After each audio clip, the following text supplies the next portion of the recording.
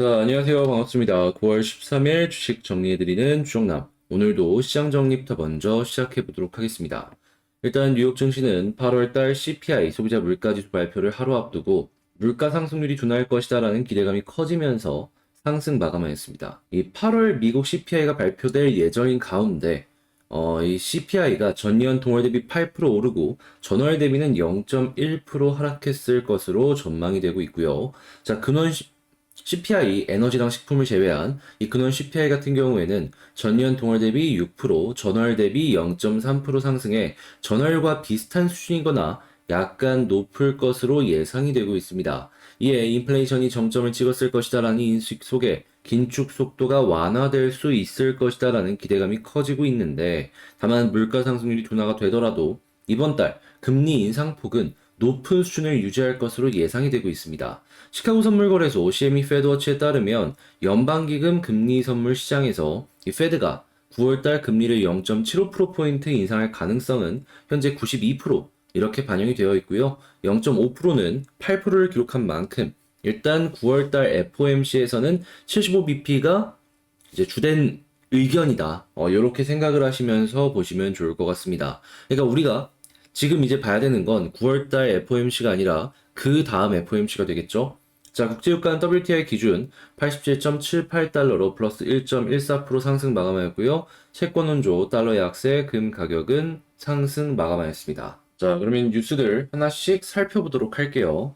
자, 일단 가장 먼저 8월달 이 CPI 완화 조짐의 전문가들 같은 경우에는 이제 인플레이션이 고점을 찍고 빠지는 것이 아니냐라는 이야기를 하나씩 해놓는 걸 확인을 할 수가 있고요. 자, 그리고 미국 휘발유 가격도 90일째 하락하는 모습이 보여주면서 CPI뿐만 아니라 PPI 생산자 물가 지수 그 이외의 다양한 인플레이션 지수가 괜찮을 것이다라는 의견도 내놓는 걸 확인을 할 수가 있습니다. 자, 당연히 이런 모습을 보여주게 되고 낙관론들이 계속해서 부상하는 모습이 보여지게 된다면 우리는 이제 곧 있으면 이 연준에서 속도 조절을 할 수도 있겠구나 이러한 기대감을 가지면서 살펴볼 수 있겠죠. 물론 아까 말씀드렸다시피 근원 CPI 같은 경우에는 조금 올라가는 상황 이런 것도 볼 수 있기 때문에 마냥 환호는 못하겠지만 좋은 게 있다면 이렇게 걸리는 부분도 있다는 걸 나눠서 생각을 해보면 좋을 것 같습니다. 자, 이렇게 진행이 되며 일단 미국 같은 경우에는 고점을 찍고 좀 빠지는 모습을 확인을 할 수가 있는데, 다만 이제 미국을 제외한 그 이외에 뭐 유럽이나 이런 지역이 있잖아요. 이런 지역들 같은 경우에는 지금 계속해서 금리를 굉장히 빠르게 인상을 하려는 이런 모습을 보여주고 있습니다. 일단 뭐 미국 같은 경우엔 75bp 이거는 알고 있는 내용이기 때문에 시장에 큰 영향은 없겠지만 유럽이나 이런 지역들에서 예상했던 것보다 급진적으로 움직이게 된다면은 이러한 부분들은 유럽뿐만 아니라 아시아 증시에도 영향을 미칠 가능성이 존재를 하니까 이러한 부분들은 이제 미국이 지나고 유럽일 가능성이 존재를 한다라는 걸 생각을 하시면서 보시면 좋을 것 같네요. 자, 그리고 IAEA 북한 영변 농축시설 지속 운영 3분의 1은 아예 확장한 상황이다. 이런 이야기까지 나오는 걸 확인을 할 수가 있습니다. 자, 그렇다라는 건 지금 일단 북한 같은 경우에는 이 핵시설에 대한 이야기가 꾸준하게 나올 수밖에 없다라는 것이고, 이러한 부분들이 이제 뭐 도발이나 여러 가지 부분들로 시장에 작용을 할 가능성이 높기 때문에 이게 단기적으로 무언가가 나온다라고 장담은 할 수 없겠지만 그래도 꾸준하게 살펴봐야 되는 내용 중에 하나다. 그동안 지금 뭐 코로나 때문에 북한 쪽에 뭐 도발이나 이런 게 잠잠했잖아요. 그런 게 다시 올라올 시기가 된 것이 아닌가 생각을 해볼 수가 있는 것이죠. 자, 그 다음 포스코 포항제철소 4고로 가동. 오는 13일 모든 고로를 정상화할 예정이다. 이런 얘기하는 거 확인할 수 있습니다. 13일이면 오늘이죠. 야, 포스코 이 물난리 때문에 타격을 조금 크게 입었다라는 소식은 계속해서 봤었는데 결국에 이제 최대한 빠르게 이렇게 정상화를 시켰네요. 그렇다라는 건 일단 포스코 가격 다시금 조금 반등하는 거 생각을 해볼 수 있을 것 같습니다. 자, 그 다음에 2조 재활용 시장, 대기업 진출 험난, 중기 적합 업종 논란 재점화. 일단 재활용 쪽이 뭐 시장이 그렇게 크진 않다 보니까 계속해서 이런 얘기가 나오고 있는 것 같은데, 우리가 여기서 주목을 해봐야 되는 부분은 뭐냐 하면, 자, 대기업 진출 험난이란 얘기, 요겁니다. 기존에 있는 플레이어들이 앞으로도 시장을 꽉 잡고 갈 가능성이 존재를 한다는 거예요. 자, 그렇기 때문에 이러한 뉴스가 재점화가 되는 모습을 보여주는데, 이게 실제로 법적인 부분이나 여러 가지 부분으로 통과되는 것이 아니라면 기존 플레이어들의 과점 시장이 계속해서 진행이 될 가능성이 존재한다. 그렇기 때문에 과점 플레이어들, 기존 플레이어들 다시 한번 주목을 해보는 거 괜찮다. 이렇게 한번 볼 수 있을 것 같습니다. 자, 그다음에 코로나19 이후 이자도 못 갚는 한계 기업이 23.7% 급증. 일단 이러한 부분들은 한국의 이제 기준으로 이제 얘기를 하는 것 같은데 근데 한국만 이럴까요? 전 세계 동시다발적으로 이런 기업들은 계속해서 늘어날 겁니다. 자, 그렇다라는 건 자, 뭐 정크본드의 부도나 여러 가지 부분들이 앞으로 경기 침체가 더욱더 심해지게 된다면 많이 보여질 것이다라는 것이고 그랬을 때 이제 경기 침체에 대해서 상당히 많은 영향이 갈 수가 있다라는 걸 감안을 해야 된다. 지금 뭐 미국 기준으로 봤을 때 금리가 2.5%고 75bp면 3.25까지 올라갈 것이고 그리고 올해 연말까지 봤을 때 대략 지금 페이스로 가면은 한 3.75? 여기까지는 갈 것 같거든요. 그리고 내년까지 보면은 4%까지도 가능한다라고 생각을 하는데 근데 어떻게 보면 지금 중간 지점에서 이런 모습이 보여지고 있단 말이에요. 자, 그렇다라고 한다면 앞으로 이 한계기업이라는 게 증가를 하면 할지 감소하지는 않을 겁니다. 이제 물가가 좀 꺾이면 그다음부터는 이제 경기 침체에 대해서 하나씩 생각을 해보시면 좋을 것 같네요. 강달러의 금리 역전 초읽기 나오고 있는데 뭐 요거는 잡을 수 있는 가장 근본적인 방법은 한국도 미국 맞춰갖고 금리 올리는 겁니다. 그거 말고는 특별하게 뭐 방법이다라고 해가지고 내놓는 게 잘 통할지 모르겠네요. 일단 미국보다는 높게 유지를 해야지 그래도 환율 안정이 유지가 되지 않을까 생각을 합니다. 중국의 탄소 중립이 이제 본격화 되니까 맞춤 관련된 사업을 진행을 해야 된다라는 내용을 하고 있는데 이것도 나쁘지 않습니다. 네, 탄소 중립 같은 경우에도 계속 나오는 내용이니까. 그래서 일단 지금 딱 봤을 때 오늘 같은 경우 이제 딱 보니까 투자할 만한 내용들이 꽤 많이 나오는 것 같아요. DX부터 시작을 해가지고 바이오 쪽은 잘 보긴 해야 되지만 바이오 쪽도 있고 그리고 이것 말고도 로봇이나 아니면은 뭐 첨단 농법 뭐 이런 것들 등등등. 그래서 이제 제가 말씀드리는 이런 내용들이 여러분들께 도움이 됐길 바라며 자 이렇게 시장 정리 마치도록 하고요. 도움이 되었다면 구독과 좋아요 한 번씩 부탁을 드리면서 자 방금 말씀드린 내용은 장 시작 전에 이렇게 텔레그램 공부방을 통해서 미리 여러분들께 말씀을 드리고 있으니까 공부 같이 하고 싶다? 라고 한다면 그 영상 그 소개란에 있는 텔레그램 링크 한번 클릭하시고 입장하셔서 올라오는 것들 보시면 되겠습니다. 자, 그러면 본 영상 개별 종목 한번 보도록 할게요. 자, 현재 주정남의 멤버십 운영이 완전히 바뀐 상황으로 진행이 되고 있습니다. 자, 현재 코스피 코스닥 상황이 좋지 못하다 보니까 좋은 종목은 이 수급 쏠림 현상 때문에 계속 좋은 모습을 보여주고 있고 그렇지 못한 기업들은 유동성 문제로 인해서 생각보다 좋지 못한 모습을 보여주고 있는데 저 같은 경우에는 지금 당장은 유동성 문제로 인해서 아쉬운 모습을 보여줄 수는 있더라도 나중으로 조금 더 중장기적으로 놓고 봤을 때 수익 극대화할 수 있는 이러한 종목을 찾아보고 있는데요. 멤버십을 통해서 좋은 종목, 그리고 기업 선정, 그리고 리포트도 읽으면서 여러분들과 하나씩 분석을 하며 스윙 투자, 그러니까 장기적으로 놓고 봤을 때 좋은 수익을 볼 수 있는 컨셉으로 하나씩 멤버십을 운영하고 있으니까요. 이것들 여러분들 같이 해보고 싶다라고 생각하신다면 구독 옆에 가입하기 한 번씩 고려를 해주셨으면 좋겠네요.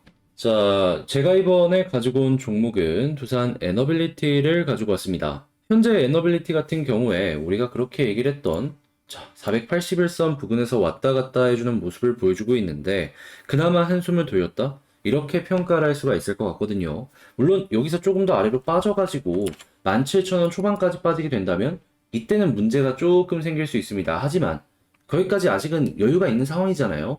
하다면 지금 위치에서 이 여유가 있는 상황에서 어떠한 모습을 보여주어야지 우리가 조금이라도 더욱더 긍정적이면서 괜찮게 생각을 해볼 수가 있을지 하나씩 살펴보도록 하겠습니다. 자, 일단 나오는 뉴스들을 하나씩 살펴보게 된다면은 최근에 이 SMR 대장이라고 할 수 있는 뉴스케일 파워가 글로벌 수주를 확대하는 모습을 보여주면서 두산 에너빌리티의 SMR 지분 가치가 커지는 모습 그리고 여기에 핵심 부품을 에너빌리티가 납품을 하기로 했기 때문에 부품에 대한 매출 증가 이거 계속해서 만들어지겠네 라는 생각을 시장에 계속 주고 있다는 걸 확인을 할 수가 있습니다. 아무래도 지금 가스 가격도 계속해서 비싼 모습을 보여주고 있고, 지금 전 세계 천연가스 생산량 1등, 2등인 이란과 러시아가 손을 잡으려는 움직임을 보여주고 있다 보니까, 이런 나라들도 어떻게든 대응하기 위해서 SMR 쪽에 관심도를 크게 주는 모습이 보여지는 것이 아닌가 생각을 해볼 수가 있을 것 같아요. 당연히 천연가스 1, 2등이 계속해서 함께 움직이는 모습을 보여주게 된다면은 이 에너빌리티가 갖고 있는 지분 가치나 관련 사업은 이전보다도 훨씬 더 커질 수밖에 없겠죠. 물론 동구권에서는 상대적으로 덜할 수는 있겠지만요. 그런데 서구권에서 이 경제 규모가 훨씬 크다라는 걸 생각을 해본다면 이쪽 사업은 미래 가치가 굉장히 창창하다라고도 생각을 하면서 볼 수가 있겠죠. 자, 그래가지고 다시 한번 SMR에 대한 주목도를 높일 필요가 있다. 요거 강조해서 일단 볼 수 있겠고요. 자, 그 다음으로는 이제 해상풍력 관련해서 한국의 해상풍력 1등 사업자가 어디다? 두산 에너빌리티다. 그런데 지금 해상풍력 관련해서 논란이 될 만큼 굉장히 많은 투자가 이루어지고 있고 이런 투자가 계속되는 모습이 보여지게 된다면 에너빌리티의 실적은 올라갈 수밖에 없겠구나. 그리고 한국을 바탕으로 해외의 수출 역시도 차근차근 진행이 되는 모습이 보여지게 된다면은 우리는 에너빌리티에서 이 풍력의 비중이 높아지는 걸 기대하면서 볼 수가 있을 것 같습니다. 자, 그리고 해상풍력이라는 게 한번 딱 설치하고 끝이 아니라 유지보수도 해야 되잖아요. 나중에 이제 부품 수익 역시도 하나씩 볼 수가 있을 것 같네요. 자, 그러면 지금 에너빌리티의 사업 영역은 긍정적이다라고 평가를 해볼 수가 있을 것 같은데 역시나 최근에 있었던 이 블락딜 영향이 아직까지도 계속되고 있다라고 생각을 하면서 보여지기 때문에 지금 외국인 매도세가 지금 이 순간에도 이어지고 있다라고 볼 수 있는데 수급을 봤을 때 기관은 슬그머니 조금씩 담아주는 모습은 보여주고 있습니다. 하지만 외국인 플러스로 바뀌기 전까지는 무조건 조심해야 된다. 아직 안심할 단계 아니다라고 말씀드리겠습니다. 자, 근데 만약에 바뀌게 된다면 어떻게 된다? 반등할 수 있다. 그러니까 현재 수급을 봤을 땐 기관보다는 외국인에 조금 더 집중을 해서 봐야 될 필요가 있어 보인다. 이렇게 정리할 수 있겠네요. 자, 그러면 차트를 한번 보도록 할 텐데 일단 지지라인부터 한번 보자면 일단은 이 481선 여기 부근에서 왔다 갔다 하는 거 이게 가장 중요하고요. 근데 만약에 빠진다라고 하더라도 바로 파는 게 아니라 이전에 저점 라인이 이 17,100원 여기를 이탈했을 때 이 비중 조절 생각을 해야 될 것 같습니다. 왜냐하면 여기를 이탈하게 된다면 이 차근차근 위로 올라오는 요 라인이 완벽하게 깨지는 그림이 만들어진다라고 볼 수가 있을 것 같거든요. 바로 당일에 약간 이탈했다가 올라오고 바로 반등하면 모르겠지만 거기서 반등 못하고 빠지는 모습이 보여지게 된다? 그러면 추가적인 하락도 어느 정도 감안을 하면서 봐야 되는 거니까요. 그래서 지지라인을 본다면 가장 베스트는 481이고 만약에 17,100원까지 이탈하는 모습이 보여지게 된다면 여기서는 좀 많이 조심을 해야 된다. 자, 그 다음으론 이제 반등을 위해서 우리가 봐야 되는 게 뭐가 있는지 이걸 살펴봐야 될 것 같은데 가장 좋은 건 빠른 시간 내에 이 빨간색 선 61선을 돌파하고 이 위쪽에서 자리 잡는 모습을 보여주는 겁니다. 그런데 이제 이런 모습이 나오기 위해서는 아무래도 수급이 굉장히 세야 되기 때문에 이 외국인 수급이 바뀌기 전까지는 조금 힘들다라고 볼 수 있겠죠. 자, 그렇게 일단 요 모양이 나오면 좋지만 지금 당장은 시간이 조금 필요하다. 자, 그리고 이런 모습이 안 나오게 된다면 이제 우리는 어떤 걸 봐야 되냐 생각을 한다면 지금 가까이 다가오고 있는 요 11선 있죠. 요게 조금 더 빠지고 21선까지 좀 더 빠지는 이런 모습을 보여줬을 때 이 두 가지를 같이 61선과 함께 돌파해주는 모습을 보여주게 된다면 그때 이제 차근차근 이 정배열을 만들 것이고 이 정배열 이후에 추가적인 상승이 나오지 않을까 기대를 해볼 수가 있을 것 같아요. 자, 그러면 얘네들도 이제 오기까지는 시간이 조금 더 걸리다 보니까 지금 가장 중요한 건 시간이다라고 정리를 할 수 있겠죠. 자, 그럼 방금 말씀드린 내용들을 가지고 에너빌리티 총정리를 한번 해보자면 일단 첫 번째 사업적인 부분은 매우 긍정적으로 잘 진행이 되고 있다. 자, 그런데 오버행 이슈 때문에 계속해서 이렇게 불안한 모습을 보여주고 있는 건데 지지라인을 놓고 보자면 1차적으로는 481선 부근에서 이제 계속 행보해주는 게 제일 베스트고 만약에 조금 더 떨어진다라고 하더라도 17,100원 이탈 안 한다면 조금 더 봐도 괜찮다. 근데 여기마저 이탈하게 된다면 이때는 비중 조절을 고민을 해야 된다.